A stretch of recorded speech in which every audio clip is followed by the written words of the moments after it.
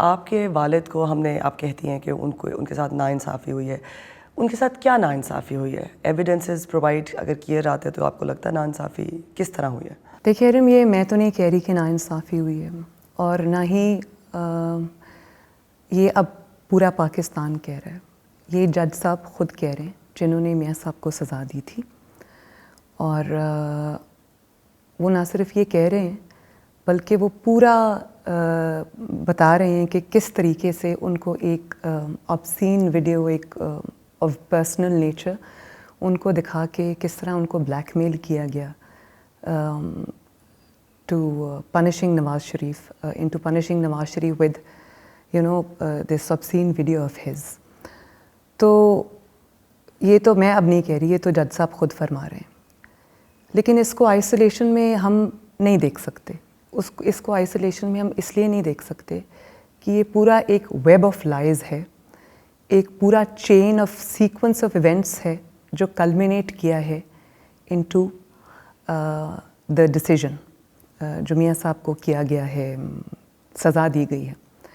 اور آپ یہ دیکھیں اس کے اندر کیا کیا چیز شامل ہے. رائٹ فرام دا پیناما جو سازش ہوئی تھی، میں اس کو سازش کہتی ہوں، اور وہ پیناما کہاں جا کے اینڈ ہوا؟ وہ اقامہ میں جا کے اینڈ ہوا. اور اقامہ کو دنیا جانتی ہے کہ اقامہ از اے ریزیڈنٹ ویزا، اور اس میں ایک امیجنری جو سیلری ہے وہ نہ لینے پہ ایک 22 کروڑ کے پرائم منسٹر کو آفس سے نکال دیا گیا، ڈسکوالیفائی کر دیا گیا. لیکن بات وہاں ختم نہیں ہوئی. جے آئی ٹی بنی، جس کو میں کہتی ہوں what's app J I T, what's app پہ بنی. وہ کس طرح بنی وہ پوری دنیا کو پتہ ہے، مجھے اس کے ڈیٹیلز میں جانے کی ضرورت نہیں ہے. اس کے بعد جو کیئرفلی چوزن ججز، اب ناؤ وین آئی سے کیئرفلی، اس کا مطلب یہ ہے کہ ٹریک ریکارڈ دیکھتے ہیں ججز کا کہ کون سا جج جو ہے وہ امینیبل ہے، کون سا جج جو ہے جس کی کوئی چیز اٹھا کے ہم اس کو بلیک میل کر سکتے ہیں. اور پھر کیئرفلی چوزن ججز، اور پھر جو اکاؤنٹیبلٹی کی پروسیڈنگس تھیں ارم، اس میں 6-8 مہینے اوور 120 پیشیاں میں خود تھی وہاں پہ. تو بالکل لاپ سائڈڈ پروسیڈنگس جو تھیں. مجھے وہ کرسٹوفر مارلو کا پلے یاد آ جاتا ہے، ایلزبیتھن ٹریجڈی جو تھی، ڈاکٹر فاسٹس، جس میں he had to sell his soul to the devil. تو اس طرح سے یہ والے ججز انہوں نے اٹھائے، اور جس طرح سے پورا کیری آؤٹ کیا، ایگزیکیوٹ کیا وہ پورا گیم پلان. اور اس میں کچھ انفارچونیٹلی میڈیا کے ایلیمنٹس بھی شامل تھے. کچھ تو آئی تھنک وہ لوگ تھے جو ریڈیلی ایک تیار ہوتے ہیں ہر پولیٹیکل لیڈر کے اوپر الزام لگانے کے لیے، اور کچھ کو انہوں نے پوری طریقے سے جو ہے وہ کس کمزوریاں ہوتی ہیں لوگوں کی، یا ڈرا کے، دھمکا کے، اونرز کو ڈرا کے، جرنلسٹ کو ڈرا کے، اور سبجوگیٹ کر کے وہ پورا ایک ویب آف لائز جو ہے وہ کانکاکٹ کیا. اور آپ کو یاد ہوگا کہ اکاؤنٹیبلٹی کورٹ میں، نیب کورٹ میں جن دنوں ہم جا رہے تھے تو ان دنوں ایک ویڈیو بھی آئی تھی. ایک جرنلسٹ نے اس کو شوٹ کیا تھا کہ ایک کرنل صاحب نکل رہے تھے اکاؤنٹیبلٹی کورٹ سے، اور جب ان کو پکڑا انہوں نے تو انہوں نے ایسے اپنا منہ جو ہے وہ کیمرہ سے، اپنے موبائل کے فلیپ سے انہوں نے چھپا لیا. تو وہاں سے آپ شروع ہو جائیں، اور پھر on and on and on. Justice Siddiqui صاحب جو ہیں اسلام آباد ہائی کورٹ کے جج جو ہیں، جب انہوں نے یہ بات پبلکلی کہہ دی کہ مجھے پریشرائز کیا جا رہا تھا اور مجھے کہا جا رہا تھا کہ مریم اور نواز شریف کو آپ نے بیل نہیں دینی، تو جب بیل نہیں دینی تھی اور جب انہوں نے یہ کہہ دیا تو وہ بیچارے خود آج جسٹس کے لیے مارے مارے پھر رہے ہیں. ان کو بھی ایک ان کی اگزامپل بنا دی گئی. آپ نے بھی بات کی جج Arshad Malik video leak controversy کی. آپ کہہ رہی ہیں کہ آپ کے پاس اور ایویڈنسز ہیں. Are you holding back? I am not holding back, I am just acting very responsibly. اور آئی کوڈ بی ریکلیس، لیکن میں پاکستانی ہوں ارم، ایک بیٹی تو ہوں، اور میرا دل کرتا ہے کہ میں اپنے باپ کے لیے جو ہو سکے کروں. I can take a Bullet for ہم، لیکن میں ساتھ ساتھ ایک پاکستانی ہوں. اور میرا مقصد جو ہے وہ اداروں کے ساتھ لڑائی نہیں ہے. میرا مقصد یہ ہے کہ پاکستان میں رول آف لا ہو، پاکستان میں جو ڈیموکریٹک پرنسپلز ہیں، ڈیموکریٹک آئیڈیلز ہیں، ان کو اسٹرینتھن کرنا چاہیے. اور کبھی بھی ایسا نہیں ہونا چاہیے کہ اگر ایک الیکٹڈ پرائم منسٹر اپنی کانسٹیٹیوشنل اتھارٹی کو ایکسرسائز کرتا ہے, اگر وہ کہتا ہے کہ مجھے لوگوں نے یہ عزت دی ہے اور مجھے لوگوں نے یہ ووٹ دیا ہے اور حکومت چلانا جو ہے وہ میرا کام ہے as representative of the people of Pakistan, تو وہ پھر اس کو قانون اور آئین پہ چلنے کی سزا نہیں ملنی چاہیے. میری تو اتنی سی بات ہے. اور اگر آپ نے سزا دے دی ہے اور اب دودھ کا دودھ پانی کا پانی ہو گیا ہے, جج خود کہہ رہا ہے کہ مجھے بلیک میل کیا گیا اور یہ جھوٹی سزا مجھ سے دلوائی گئی اور ایک پائی کی کرپشن میاں صاحب کے اوپر ثابت نہیں ہوئی, تو پھر آپ مجھے یہ بتائیں کہ انسان اور کیا کرے. اور مجھے یہ کہا جاتا ہے آپ کورٹ کیوں نہیں جاتی؟ بھیا آپ نے یہ جو الزامات میاں صاحب پہ لگائے تھے یہ کورٹ میں بعد میں لگے تھے, پہلے میڈیا پہ لگے تھے. ایک تاثر یہ ہے کہ مریم نواز کی جو پولیٹکس ہے وہ کنفائنڈ ہے والد کے ساتھ ناانصافی ہونے کا جو آپ کلیم کرتی ہیں. مریم نواز, کیونکہ آپ جانتی ہیں پاکستان کی تاریخ میں فوج اور سیاستدانوں کے درمیان طاقت کی جنگ جو ہے وہ ہمیشہ رہی ہے. مریم نواز کی سول ملٹری امبیلنس پر کیا ٹیک ہے؟ پہلے تو آپ نے کہا کہ مریم نواز کی جو جنگ ہے وہ اس کے والد تک محدود ہے. یہ غلط ہے, کیونکہ مریم نواز کا جو والد ہے وہ بہت ساری چیزوں کو ریپرزینٹ کرتا ہے. وہ 3 دفعہ کا پرائم منسٹر ہے, پاکستان کا الیکٹڈ لیڈر ہے, سب سے سینئر موسٹ لیڈر ہے. پاکستان کے کروڑوں عوام ان کو فالو کرتے ہیں, ان کو لیڈر مانتے ہیں اور اس ملک کے لیے ان کی بہت خدمات ہیں. اور ان سے جڑا ہے انصاف اور قانون کا اور آئین کا ایشو, جو میرا نہیں, وہ ہر پاکستانی کا ایشو اور ہونا چاہیے. میں نے آپ کو جیسے ابھی پہلے اپنے آنسر میں بتایا کہ یہ جو ایک پورا فساد بنا کے اکاؤنٹیبلٹی کا جو کیا جاتا ہے, یہ صرف نواز شریف کا مسئلہ نہیں, پاکستان کے 18 پرائم منسٹرز کے ساتھ یہی کچھ ہو چکا ہے. بے نظیر بھٹو کو شہید کر دیا گیا, ذوالفقار علی بھٹو کو ایک الزام میں پھانسی دے دی گئی, کسی کو گولی مار دی گئی, کسی کو جلا وطن کر دیا. تو یہ میں مریم نواز اپنے والد کا صرف مقدمہ نہیں لڑ رہی, میں بڑی پراؤڈلی ان کا بھی مقدمہ لڑ رہی ہوں, کیونکہ میں ایک بیٹی ہوں, مجھے اس سے الگ نہیں کیا جا سکتا. یہ رشتہ بہت سیکرڈ ہے اور اس کو اور بڑا اچھا رشتہ ہے, اور اگر ان کے لیے میں ایفرٹ نہیں کروں گی تو کون کرے گا. اور پاکستان کے عوام جس طرح میرے ساتھ کھڑے ہوئے ہیں, جس طرح انہوں نے مجھے اس چیز کے اوپر حوصلہ دیا ہے, تو میں ان کی بھی شکر گزار ہوں. تو یہ ہماری ایک جوائنٹ اسٹرگل ہے, تو یہ صرف نواز شریف تک محدود نہیں ہے. دوسرا, آپ نے سول ملٹری امبیلنس کی بات کی. جو امبیلنس ہے وہ ان دا فرسٹ پلیس ہونا ہی نہیں چاہیے.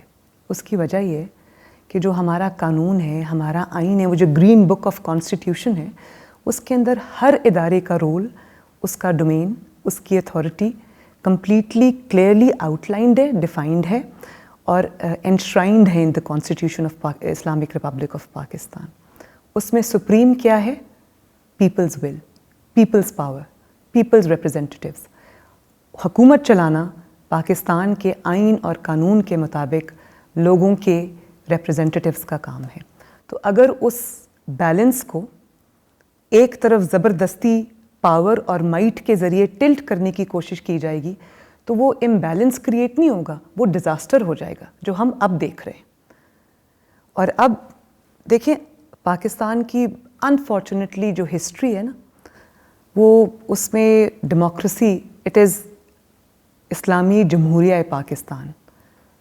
تو جمہوریت جو اس میں ہے نا, وہ 70 سال سے سسپینڈڈ رہی ہے, کبھی ڈائریکٹلی کبھی انڈائریکٹلی, ڈائریکٹ ٹیک اوورز, انڈائریکٹ ٹیک اوورز, اور کبھی کبھی انڈاکٹرینیشن کے ذریعے. تو وہ سسپینڈڈ رہی ہے. تو اپنی پسند کی جو ڈیموکریسی ہے اس کو اتنا سا وہ فساد ہے اس کو استعمال کر لیا. تو پاکستان کے اندر ڈیموکریسی کو it has never been allowed to truly take root. اور جب آپ یہ امبیلنس کریٹ کرتے ہیں تو ایک ٹرموائل کریٹ ہوتا ہے, اور اس سے کیا ہوتا ہے, اس سے یہ ہوتا ہے کہ آپ کی جو پولیٹیکل انسرٹنٹی ہے, پولیٹیکل انسٹیبلٹی ہے, وہ سامنے آتی ہے. اور کوئی بھی دنیا کا ملک اٹھا کے دیکھ لیں جو پولیٹیکلی انسٹیبل ہو, جس میں پولیٹیکل انریسٹ ہو, وہ کبھی ترقی نہیں کر سکتا. اس لیے پاکستان کو بار بار بریک لگ جاتی ہے. اور اب ہم 2019 کے اندر 2018 کے الیکشنز کے بعد ہم کیا دیکھ رہے ہیں؟ ہم ڈکٹیٹرشپ تو نہیں دیکھ رہے, ہم ملٹری ٹیک اوور تو نہیں دیکھ رہے, لیکن ہم اس کے ریمننٹس دیکھ رہے ہیں, ہم اس کے ویسٹیجز دیکھ رہے ہیں in the form of the selected prime minister. وہ ایک مائنڈ سیٹ ہے جس کی انکارنیشن جو ہے وہ عمران خان صاحب ہیں، جو جمہوریت کو پاؤں کے نیچے روندنے پہ بھی تیار ہوں گے، جو جمہوریت کو بیک سٹیپ کرنے پہ بھی تیار ہوں گے، جو پاکستان کے لوگوں کی ول ہے اس کو وائلیٹ کرنے کو بھی تیار ہوں گے، جو بیلٹ باکس کی سینکٹٹی ہے اس کو بھی وائلیٹ کرنے کو تیار ہوں گے 2% کے اقتدار کے لیے، چند دنوں کے، چند مہینوں کے اقتدار کے لیے۔ تو میرے لیے تو یہ ناقابل معافی جرم ہے کہ آپ ڈیموکریٹک پرنسپلز کو قربان کر کے، آپ جمہوریت کے ایسنس کو قربان کر کے، آپ لوگوں کی ول پہ ڈاکہ ڈال کے آپ اقتدار کے جو رنگز ہیں آپ وہ کلائم کرتے ہیں۔ تو میری نظر میں اس سے بڑا گناہ کوئی نہیں ہے، لیکن یہ ایک پرسنل گناہ نہیں ہے، وہ بھی ارم آپ یہ دیکھو کہ اس کا ایفیکٹ کتنا فار ریچنگ ہے۔ 22 کروڑ آج وہ اقتدار کا شوق جو ہے وہ بھگت رہے ہیں۔ بلاول بھٹو نے ایک ٹرم کوائن کی کہ عمران خان جو ہیں وہ سلیکٹڈ پی ایم ہیں، آپ بھی اب یہ استعمال کرتے ہیں اپنے ٹویٹر میں بھی اور بات کرنے میں بھی، کس نے سلیکٹ کیا انہیں؟ ان کو پیپل آف پاکستان نے الیکٹ نہیں کیا، اور یہ میں صرف میں نہیں کہہ رہی، پوری دنیا نے دیکھا۔ اور یہ لفظ اتنا برا کیوں لگتا ہے؟ اس کا مطلب ہے کہ یہ لفظ سچ ہے، صرف سچ سے ڈر لگتا ہے، جھوٹ سے انسان کو ڈر نہیں لگتا۔ میرے بارے میں 1000 جھوٹ بولتے رہے، جب میں نے کچھ کیا ہی نہیں تو مجھے کیا پرواہ ہے۔ تو جو آپ نے پارلیمنٹ میں یہ لفظ بین کر دیا، اور پارلیمنٹ میں بین کرنے کے بعد آپ پوری دنیا سلیکٹڈ سلیکٹڈ سلیکٹڈ بول رہی ہے، تو اگر آپ سلیکٹ نہیں ہوئے تو آپ کو کیا تکلیف ہے؟ آپ یہ کہیں میں سلیکٹڈ نہیں ہوں، لیکن وہ یہ نہیں کہہ سکتے کیونکہ وہ سلیکٹڈ ہیں، وہ الیکٹڈ نہیں ہیں۔ اور جس طرح ان کو سلیکٹ کیا گیا، بڑی انٹرسٹنگ ہے سٹوری پوری۔ وہ 3 سٹیجز میں الیکشن کو کمپلیٹلی رگ کیا گیا۔ ایک سٹیج ہے پری الیکشن سٹیج، جو کہ شاید الیکشن سے 1-2 سال پہلے شروع ہو گئی تھی۔ پھر پولنگ ڈے رگنگ جو ہے، جس میں بریزنلی بلیٹنٹلی سارے ماسکس اتر گئے اور پورا اس طرح سے انہوں نے اس کو کھل کے سامنے آ گئے، رزلٹس روک لیے۔ اور اس کے بعد پوسٹ پول رگنگ جو آج تک جاری ہے۔ اب وہ رگنگ سے ہراسمنٹ میں بدل گئی ہے، فاؤل پلے میں بدل گئی ہے، لیکن آج تک جاری ہے۔ تو پہلا جو اس کا پری پول ہے، اس کو میں آپ کو صرف یادداشت، کیونکہ انسان کی بہت لمبی نہیں ہوتی، تو میں ذرا یاد دہانی کے لیے کہ اس میں چن کے پی ایم ایل این کے وننگ کینڈیڈیٹس کی لسٹ بنائی گئی، ان کو ایئر مارک کیا گیا، پھر ان کو کانٹیکٹ کیا گیا اور ان کو کہا گیا کہ این کے پلیٹ فارم سے الیکشن نہیں لڑنا، پی ٹی آئی میں جاؤ۔ اور جو بیچارے، تو ویسے میں داد دیتی ہوں پی ایم ایل این کی، اس دفعہ پہلی دفعہ ہے کہ پی ایم ایل این ٹوٹی نہیں۔ اور پھر پولنگ ڈے پہ آپ نے دیکھا کس طرح رزلٹس روک لیے گئے، کس طرح نون کے ووٹرز کو ڈسکریج کیا گیا، اور اس کے بعد رزلٹس روک لیے گئے جب تک وہ ڈیزائرڈ نمبر جو ہے وہ اچیو نہیں ہوا۔ اتنا کچھ کرنے کے بعد ارم 4 ووٹوں پہ یہ حکومت کھڑی ہے۔ تو آپ سوچیں کہ ریگنگ کا جو میگنیٹیوڈ ہے وہ کیا ہوگا۔ اور اس کے بعد جو پوسٹ پول ریگنگ ہے وہ آج تک جاری ہے۔ اس میں جو کھڑا ہو کے ان کی جو ہسٹورک فیلیئرز ہیں، ہسٹورک انکمپٹنس ہے، اور جو نالائکی ہے، نااہلی ہے، جو اس کے بارے میں بات کرے گا اس کی زبان بند کر دی جائے گی۔ آپ دیکھ لیں کہ یہ حکومت کہاں کھڑی ہے۔ ذرا سی وہ جو اداروں کی سپورٹ ہے نا، وہ بیساکھی ہٹائیں ان کے ہاتھ سے، پھر دیکھیں یہ منہ کے بل زمین پہ گریں گے، ان کو اٹھانے والا کوئی نہیں ہوگا۔ اور وہ جو میرج آف کنوینئنس ہے نا، وہ بھی ابھی کھل کے سامنے آ جائے گی، پھر پوچھوں گی۔ یہ بتائیں مریم کہ آپ کی کنوکشن اور کیس کی بات کرتے ہیں، آپ کو لگتا ہے کہ آپ کے لائرز نے ویک کیس پریزنٹ کیا ہے؟ مجھے یہ لگتا ہے کہ کیس جیسے بھی پریزنٹ ہوتا، کیس جیسے بھی لڑا جاتا، اس کا نتیجہ یہی آنا تھا، کیونکہ یہ اکاؤنٹیبلٹی تو ہے نہیں، یہ تو پرسیکیوشن ہے، یہ ریونج ہے، یہ ہر اس شخص کو جو ان کو چیلنج کر سکتا ہے، جس کی عوام میں جڑیں ہیں، جو ان کے لیے خطرہ بن سکتا ہے، اس کو راستے سے ہٹانے کا طریقہ ہے۔ ایک تاثر یہ بھی ہے کہ اگر پولیٹیشنز جو ہے وہ گورننس پہ زیادہ فوکس کرتے تو جو سپیس جن قوتوں کی آپ بات کریے انہیں نہ ملتی۔ اگر گورننس پہ فوکس نہ کیا ہوتا تو اتنی بڑی سازش نہ کرنی پڑتی، یہ ہوا ہی اس لیے ہے کہ the man called Nawaz Sharif was on a winning streak. وہ پہلا بندہ تھا جس کو اللہ تعالیٰ نے چوتھی دفعہ پرائم منسٹر بنایا, تیسری دفعہ پرائم منسٹر بنایا, اور اب he was well on his way چوتھی دفعہ الیکٹ ہونے. تو اس کی کیا وجہ ہے؟ بائی چانس تو ایسا نہیں ہو سکتا نا. عوام کا رومانس بھی ہوتا ہے, ختم ہو جاتا ہے اگر آپ ڈیلیور نہیں کرتے. یہ جو اب سیاست شروع ہو گئی نا, اس میں آپ ڈیلیور نہیں کریں گے, یو ول بی آؤٹ. تو ڈیلیور کیا تھا نا. مریم نواز آگے کرنے کیا جا رہی ہے, کیا گیم پلان ہے, کس طرح سے آپ اپنے خلاف ان سازشوں کو لڑیں گی, اور جو آپ کہہ رہی ہیں کہ اسپیس کم کی جا رہی ہے لوگوں میں جو پاپولر ہیں لیڈرز, ان کی یہ اسپیس واپس کیسے لیں گے؟ دیکھیں یہ بہت دیر نہیں چل سکتا. مریم نواز کیا کرے گی کیا نہیں کرے گی, ابھی تو میں ریلیز ایڈریس کروں گی, پروٹیسٹ ریلیز ہیں, جس کے اندر میں نے ٹویٹ بھی کیا تھا کہ صرف نواز شریف صاحب کی رہائی کے لیے وہ ریلی نہیں ہوگی, وہ رول آف لاء کے لیے بھی ہوگی, وہ سپریمیسی آف کانسٹیٹیوشن کے لیے بھی ہوگی, وہ ووٹ کو عزت دو کے لیے بھی ہوگی, اور اس سے ایسوسیٹڈ جتنی چیزیں ہیں وہ اس سب کے لیے میں لڑوں گی. میں میڈیا کے اوپر جو پابندی لگی میں اس کے لیے بھی لڑوں گی. جو ہیومن رائٹس پہ, جو آپ کے فریڈم آف ایکسپریشن پہ, فریڈم آف میڈیا پہ, پریس پہ جو پابندی لگی میں اس کے لیے بھی لڑوں گی.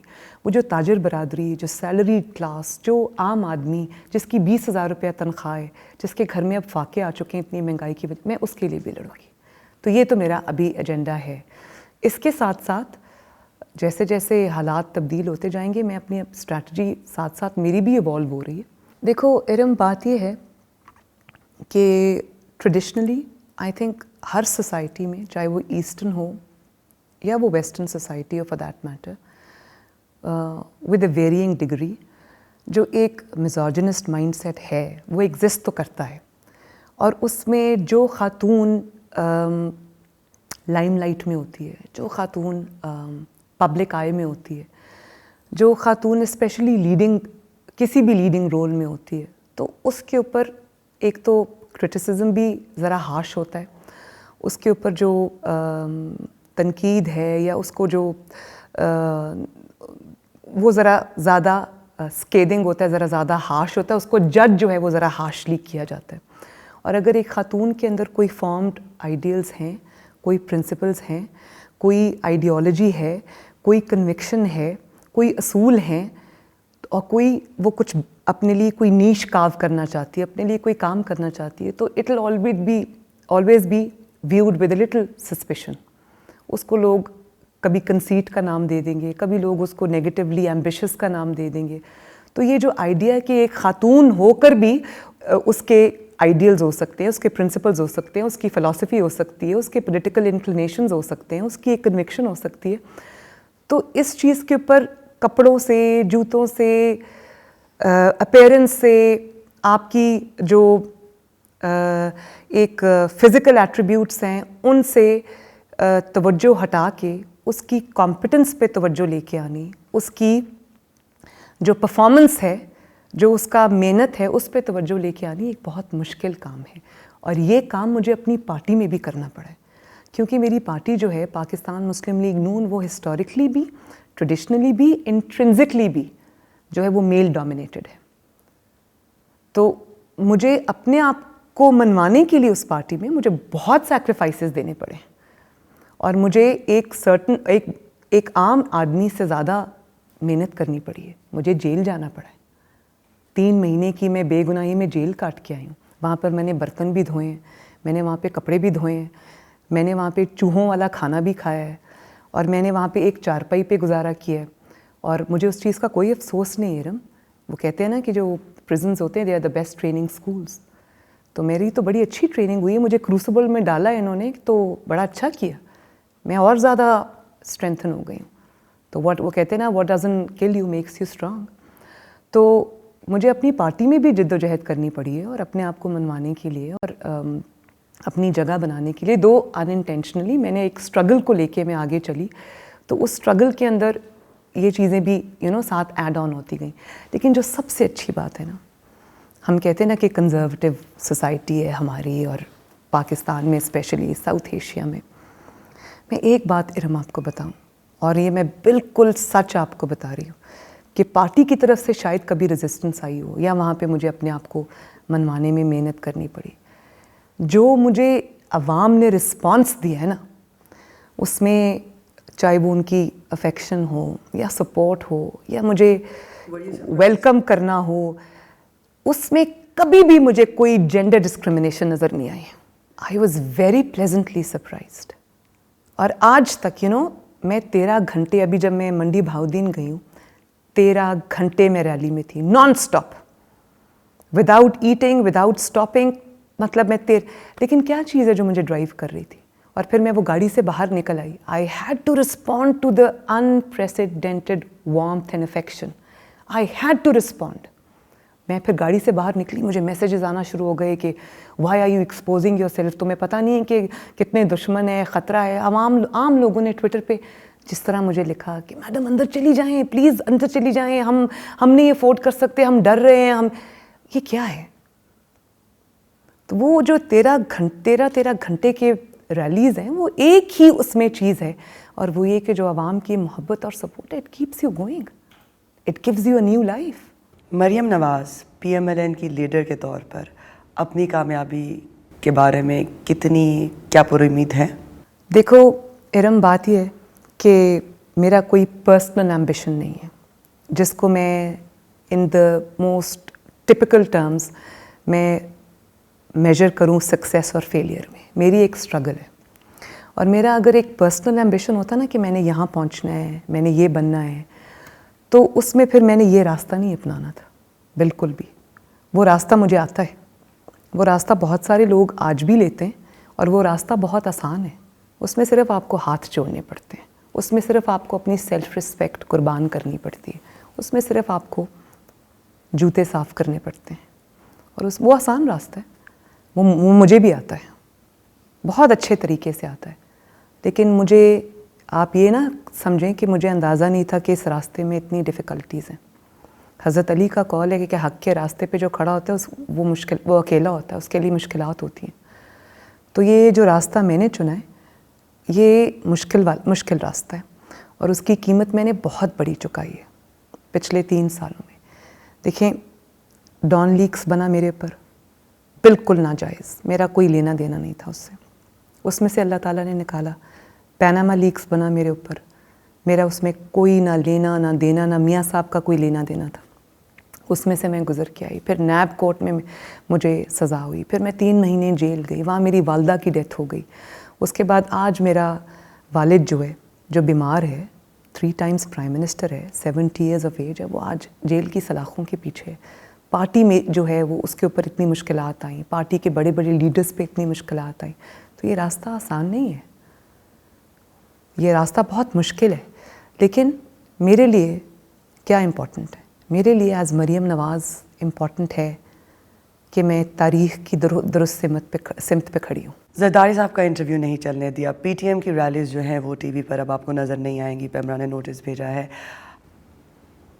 کیا سمجھتی ہیں آپ کہ جو قدغنیں اب پریس فریڈم پر لگ رہی ہیں, کیونکہ ماضی میں ڈکٹیٹرشپ میں یہ لگتا رہا, ویزیبل تھی کہ کون کر رہا ہے, کیا ہو رہا ہے, اب جو قدغنیں لگ رہی ہیں وہ ماضی سے کس طرح مختلف ہیں, اور اس سے ہیومن رائٹس کی جو وائلیشنز ہوں گی یا ہو رہی ہیں ان پر مریم نواز کی کیا ٹھیک ہے؟ دیکھیں, ماضی میں بھی کبھی یہ کچھ نہیں ہوا. ڈکٹیٹرشپ جب آتی ہے نا, تو جب مارشل لاز لگتے ہیں تو وہ اناؤنس ہوتا ہے, سب کو پتہ ہوتا ہے کہ سب چیزیں سسپینڈڈ. لیکن یہ پہلی حکومت ہے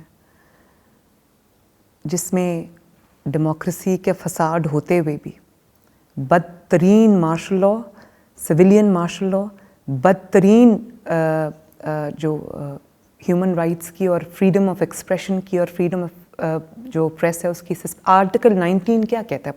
article 19 of the constitution of Pakistan says that every citizen shall have right to freedom of expression اور freedom of press, اور یہ جو سب فریڈمز ہیں یہ سسپینڈڈ ہے اس وقت ارم, بلکہ سسپینڈڈ نہیں ہے, ایک ان اناؤنسڈ بین ہے, نہ صرف میرے اوپر بلکہ ہر اپوننٹ کے اوپر, ہر اس صحافی کے اوپر جو سچ لکھنا چاہتا ہے, سچ بولنا چاہتا ہے, سچ کہنا چاہتا ہے. اور بدترین قسم کی جو پابندیاں ہیں وہ دیکھیں نا آپ. میں اس دن میرا ایک انٹرویو چل رہا تھا ایک اینکر کے ساتھ, انہوں نے ابھی 10 minutes into the interview it was taken off air. Why? صرف اس لیے کہ کوئی سچ نہ بول دے. اتنا ڈر آپ کو سچ سے لگتا ہے. پھر میں وہی کہوں گی کہ اگر اتنا ڈر سچ سے لگتا تھا تو پھر جھوٹ کا سہارا نہیں لینا تھا نا. لیکن کب تک چلے گا یہ بتاؤ مجھے. اور پھر صرف مریم نواز کے اوپر پابندی نہیں لگ رہی. مطلب میں تو کوئی اسٹیٹمنٹ بھی نہیں دے سکتی, میری اسٹیٹمنٹ ٹی وی پہ نہیں آتی. اس کی وجہ یہ ہے کہ میری اسٹیٹمنٹ سے وہ پھر 35-40 ترجمانوں کو آ کے حکومت کی میری اسٹیٹمنٹس کے جواب دینے پڑتے ہیں. ان کی نوکری یہی ہے, ان کو اسی کام کے لیے رکھا ہوا ہے. ان کو کوئی فکر نہیں ہے کہ عوام کے مسائل کیا ہیں, ان کے اوپر پالیسیز کیا ہیں, ان کے جواب دینے. ان کو صرف مریم نواز کا جواب دینے کے لیے رکھا ہوا ہے. ایک تو وہ بیچارے مشقت میں آ جاتے ہیں, اور دوسری بات یہ کہ سچ سے ڈرتے ہیں. تو بات یہ ہے کہ صرف مریم نواز پہ پابندی نہیں, آصف زرداری صاحب کا جو انٹرویو نہیں چلا, صرف پولیٹیشنز پہ یہ پابندی نہیں, یہ پابندی میڈیا ہاؤسز پہ بھی ہے, یہ پابندی جرنلسٹ پہ بھی ہے. ابھی چند دن پہلے 3 جرنلسٹ بڑے وہ ریپیوٹڈ جرنلسٹ ہیں, اور ان کے ٹویٹر ہینڈلز جو ہیں وہ سسپینڈ کر دیے.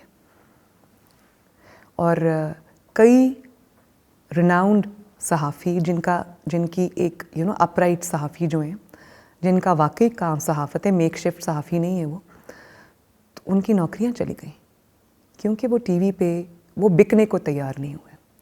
تو میڈیا ہاؤسز کو کہا گیا کہ آپ فلاں فلاں فلاں شخص کا یا تو پروگرام بند کریں, اور پھر پروگرامز بند کیے. جب وہ آرٹیکل لکھتے تھے ان کے آرٹیکلز بھی بند کر دیے, ان پہ پابندی لگ گئی. تو یہ تو پھر کبوتر کی طرح اپنی آنکھیں بند کرنے والی بات ہوئی نا. جو خطرہ سامنے سے آ رہا ہے وہ تو آ رہا ہے, وہ آپ کو نظر نہیں آ رہا, وہ آپ نے آنکھوں پہ ہاتھ رکھ دیا, وہ تو آ رہا ہے. تو اتنی بدترین جو پابندیاں ہیں نا وہ کبھی کسی کی نہیں لگی, کبھی کسی حکومت میں نہیں لگی. یا تو کہہ دو کہ ہاں مارشل لاء ہے, یا تو کہہ دو کہ ٹیک اوور ہو چکا ہے. تو سویلین مارشل لاء یہ بدترین قسم ہوتی ہے مارشل لاء کی. Thank you so much for your time, Mariam. My absolute pleasure. Thank you.